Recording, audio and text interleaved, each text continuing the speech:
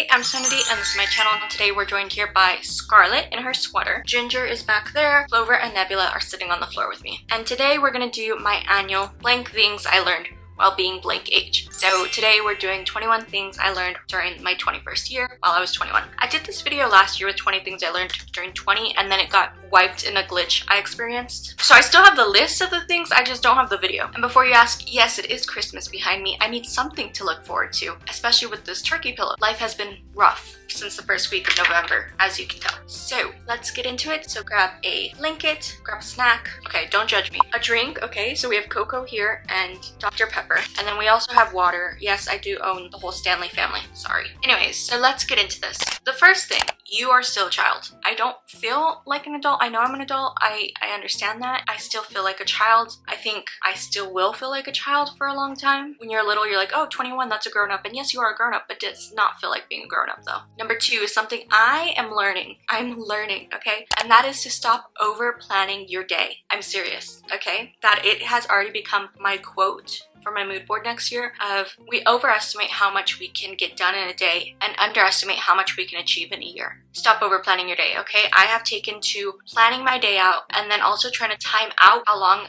things are gonna take. But I'm also gonna try a method of things I have to get done, must be done, things that I would like to get done, and then if I have extra time, the extra things that I can get done early, if that makes sense. So like every week I have to go to my classes and I have to do my schoolwork, but other things like, do I have to bake a cake this day? Or would I like to get it done this day? That sort of thing. Number three, it's okay to be lost in life. And I think that's a big theme I learned. There's a quote by Oscar Wilde where it's like, if you know what you want to do with your life, you're stuck because you'll be chained to that for the rest of your life. But if you don't, you get to experience life and all its adventures. And I haven't really gone into detail on the career I wanted to go into and the career I'm going into, but it changed completely. And I've learned over the like year and a half since having to change career choices is it was really a blessing to not get what I wanted to do. And maybe I'll talk about it in a separate video about my college journey. But just every day of like not having to take just science classes and getting to take random classes like the music of Latin America is very interesting. So don't ever just put yourself in one little box. Number four, please save money. Please start saving money. Even if it's $5 every check, please start saving money. Point blank period. Okay, I've experienced a couple things this year where like I needed spare money. They were emergencies. My dog got sick. This one had to have surgery. I got contacts, which are not cheap because I wear glasses. Things come up, so please start saving money. Number five, comparison is the thief of joy. And I keep realizing this. As you get older, you're gonna keep realizing this. It's hard not to compare yourself on social media of, oh my god, this person grew so fast in such a short amount of time and I'm still stuck here. But our journeys are not all the same and that's okay. It's just stop comparing yourself, especially if you wouldn't want to live their life. Number six, you need to learn how to cook. At least 3 staple meals you can cook. You need to learn how to cook. It's gonna help your wallet, it's gonna help your body, your health is gonna appreciate it. Learn, okay? And it doesn't need to be like risotto or bolognese and carbonara. Just 3 meals that you're really good at cooking. And for me, I have dishes that I can pop out in like an hour, and I have dishes where like, oh, I want to try something, I can do that. One of my favorite tips too is to make something where you can eat it for a couple days. So I like to have sheet pancakes in the freezer, breakfast sandwiches in the freezer, breakfast burritos, the ingredients to make homemade chipotle bowls, eat them for a couple days, and those are my staple recipes I go to. Spinach lasagna, there's a bunch of different recipes that I'm really good at cooking, and then I'm constantly adding more things into that rotation. But you need to learn how to cook because you should not be relying on someone else to feed you, okay? If you cannot cook, I'm sorry, you're not attractive. Number seven, tell your mother you love her. If she's in your life and if you have a good relationship, tell her, okay? And with that, also please show more gratitude. I have a gratitude journal that I fill out every night with 10 things I'm grateful for about every day. And even that journal, I feel like I can be doing even more. So if you're like, oh, I have nothing to be grateful for, if you have a bed, if you have running water, if you have a roof over your head, your dogs are healthy, you're healthy, you can walk, those are all things to be grateful for. If you have a steady mode of transportation, if you have utilities, all things to be grateful. It's little things in life that we don't appreciate. Number 8, go get fresh air. It helps clear your mind, it helps to connect with nature, and it helps just to get out of your house for a couple minutes. 9 is a very important one to me because I love naps. I love a good nap. I have 2 major Pisces placements. I love a nap, okay? Take a nap. If you're getting a little grumpy, if you're getting a little tired, if you feel like maybe you're not being as productive, a nap is gonna help. Now don't take like 2-3 hour naps like I've done in the past. Take like 20 to 45 minute naps. You need to rest so you don't burn yourself out. With that, if you don't like naps, then watch a comfort show and just rest, like just lay on the couch, lay in your bed for an hour a week. That is really gonna help with your mental health. Okay, I have like 3 shows I watch on the weekly, which are Found, 911, and Abbott Elementary, and I just watch those shows. I don't do anything else while I'm watching those shows, just to get a break from schoolwork, from work, from everything. This is what I'm learning because I have an addiction to Dr. Pepper. So for every sugary drink you drink, please drink the equal amount of water. Your teeth are gonna thank you, your health is gonna thank you, because we cannot be drinking our calories, guys. We just can't. So this is 30 ounces of Dr. Pepper. This is 40 ounces of water. For every one of these, I'm drinking a whole one of these. And I will only drink like one of these every 36 hours. It's not great, but it's so good. Another one I have learned, and I'm still learning, stop breaking promises to yourself. Because if you can break promises to yourself, you're gonna let anyone else break promises to you. So if you're saying, I'm gonna get up at 6 a.m. and I'm gonna go walk the dog, that way I can be more productive during the day, do that. If it's, I'm gonna stop being on my phone so much, do that. Make sure you keep the promises you make to yourself. Number 12, for the love of humanity, if you are in college, you need to take one women, gender, and sexuality studies class. Just one, okay? Just one course for one semester. At least one. Even if it's the level 100 very first intro course, you need to take it, okay? You're gonna learn so much. My major is women, gender, and sexuality studies with a minor in criminal justice. I know, they kind of don't go together, but they do. I thought I knew so much, and I have learned so much, and just seeing people who are even had to take, like, as a diversity requirement, the level 100, men having to learn so much, you need to take that course, okay? It's going to teach you so much. It's going to open your eyes, and I think with our current political climate in the United States, everyone would benefit from taking one. Number 13, something a little sassier, a little sweet. You need to learn how to fall in love with different colors. So my favorite color is green. If you cannot tell, my pants I'm wearing are green. My shirt that says butter on it is green. A lot of stuff in my room is green. My desk chair blanket. My favorite color is green. I love the color green. But over the past year, I have really come to love the color orange, mostly because of McLaren, the F1 team. So I have like a McLaren tote bag over there, a Snoopy bag with pumpkins on it over there. But I've also come to appreciate baby pink. Now, I used to not really like pink. I used to hate it, but I've come to appreciate it, especially because Scarlett looks great in pink. So I buy her a lot of stuff that is pink. 14, another one I am still learning. For every negative self-thought you have about yourself or about someone else, some are warranted, okay? There's some people who deserve the negativity, you know? Don't go posting it or anything, but you need to write down 3 things that you like about yourself or about that person. It really is gonna help rewire your mind. 15, this one's obvious. Read a book. Pick up a book, okay? Read a book. Whether that is a physical book, I have a bookshelf full of like 75 books right there, and I still have more that I need to get a bookshelf for. Or if you use a Kindle or the library or the Libby app, my Kindle is on my nightstand, please read a book. If you wanna listen to a book, YouTube has audiobooks for free. People upload them. I don't care what kind of book you read, just read a book. But while we're at it, read a nonfiction book if you can. My favorite thing to do is I like to listen to audio biographies on Audible because I like to hear the person talk about their own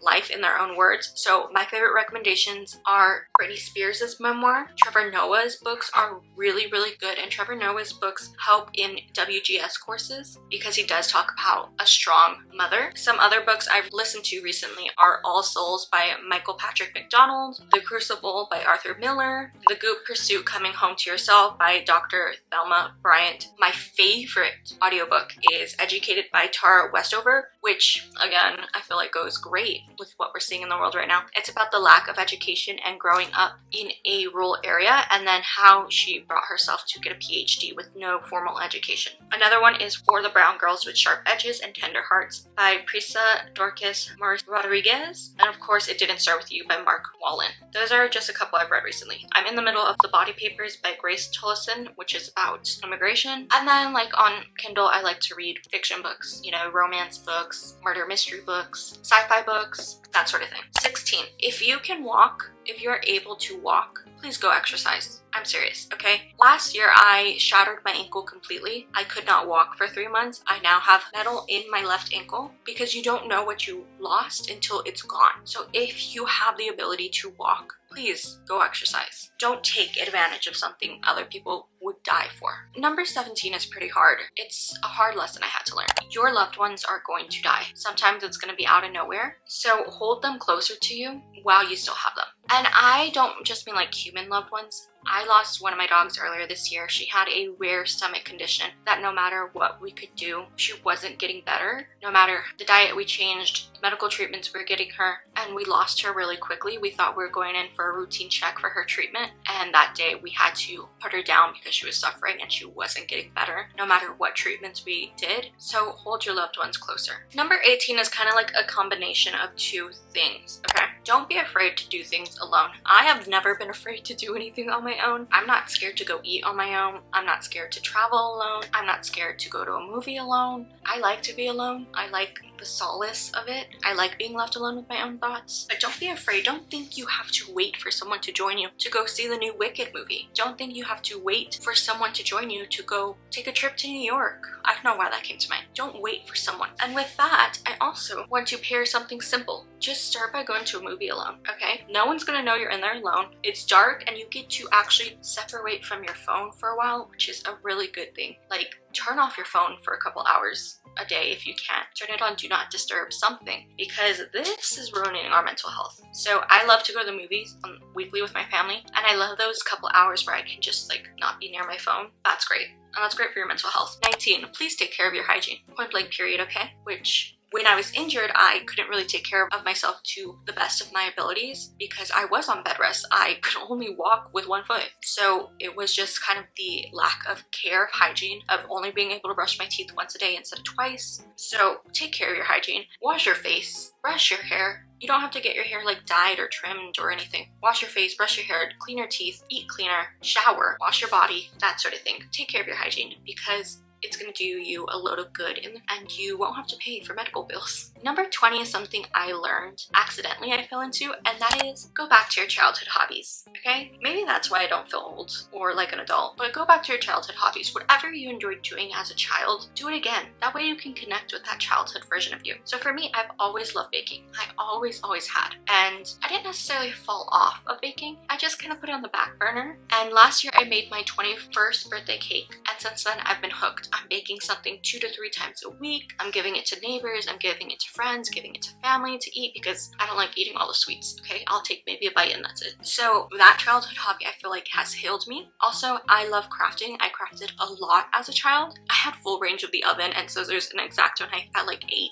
So obviously with the age where I made a lot of friendship bracelets. I'd never made bracelets as a kid that were not like the braided kind, so that was really fun. But just going back to those things, I'm gonna be making a scrapbook soon. I used to scrapbook a lot as a kid, which is funny because what was I scrapbooking about? So go back to your childhood hobbies. If that is your childhood, love playing with Barbies or love to go to the library or whatever it was, do that. And number 21 is something I said last year and I'm still learning. A bunch of things I'm still learning, okay? They're not done lessons. And that is you enter this weird phase, I say, near about like 18, I think, once you graduate high school. And it's gonna go on for the rest of your life, I think, till you're like 40, 50. And that is where your peers are the same age as you, but some of them are like 10 years ahead of you in life, and some are 5 years behind. I'm not talking like we're all 18 and someone's still in high school. I'm talking about where I am in life, in my career, every aspect of life. I am maybe 10 years behind a peer who is already so successful, okay? Because you get to the age where you're like, oh my god, Tate McRae, who is one of my favorite artists, she's amazing, how old is she? And then you find out she's younger than you. The same with Olivia Rodrigo. You find out she's younger than you and you're like, oh, I'm doing nothing with my life. But then you look at other people and you're like, oh, I'm ahead of you in this. And it's not like it's a competition. It's just this weird thing of, since we don't have guardrails anymore, like we're not having to progress from like high school grade to high school grade anymore. We are left on our own. So we all progress at different rates. So like one of my friends, she graduated college a year ago. But where I am in my career is farther than where she wants to be in her career. But I'm still in college, if that makes sense. And it's not a comparison game because I would rather still be in college and more progressed in my career than the other way around. It's just this weird thing you get to, and I think it still happens. I'm a year from graduating college, which was not my plan. I took 2 gap years on accident. Whole other story. Due to COVID and stuff, and I was gonna go to a different school. But I'm a year from graduating, and then from there, I'll be a year out from my master's, and then from there, I'll be hopefully a year out from opening a bakery. So you get to this weird part in life. It's try not to compare, where some people are ahead of you and some people are behind you, and it just seems I think that's just the journey of life. And number 22, I just turned 22. The advice I give, a little bonus tip, is as long as you are moving forward every year, as long as you're unrecognizable from the person you were the year before positively, you're growing, that's all you can do. I'm not saying unrecognizable like next year I'm gonna be bleach blonde and have a nose ring. I'll always have like the same hair color. What I mean is, if you're growing and the version of yourself last year is not the same version of yourself this year in a positive way, you did something. So like last year I couldn't walk. This year I go days without remembering that there's metal in my foot. These days I'm so much closer to my degree. I'm doing things that make me happy, things that I wasn't doing last year, you know? So that's the best advice I can give. I am gonna say one thing and one thing only, okay? 22, yes, it's the Taylor year. If I don't have my life together by 23, I will feel like I'm pretty behind, because 23 feels like a big adult number. That feels like, oh, you really are an adult now. That feels like, oh, you're no longer a child. 23 does feel like an adult, so we'll see at 23. If hopefully I have my life together. Fingers crossed, we're gonna work really hard towards that. That is the 21 things I learned at 21. If any of these resonated with you, please let me know down below. Don't forget to like, comment, and subscribe if you haven't already for more of these like chit chat videos with me. I have a couple more vulnerable ones coming for the end of the year. Let me know if there's any lesson you learned if you recently had a birthday. All my socials are linked down below if you want to follow me. And as always, as a palette cleanser, as something to lift your mood, the doggo picture of the day is going to be this picture of Holland. She's not in here with us, but Holland loves to act like a cat. So she's sitting on the very like ledge, this thick part of the couch. Love you, minute kisses, don't think stupid. I'll see you next time. Bye. I know you told your friend you're not okay, and tell me what's wrong and why you never said you felt that way.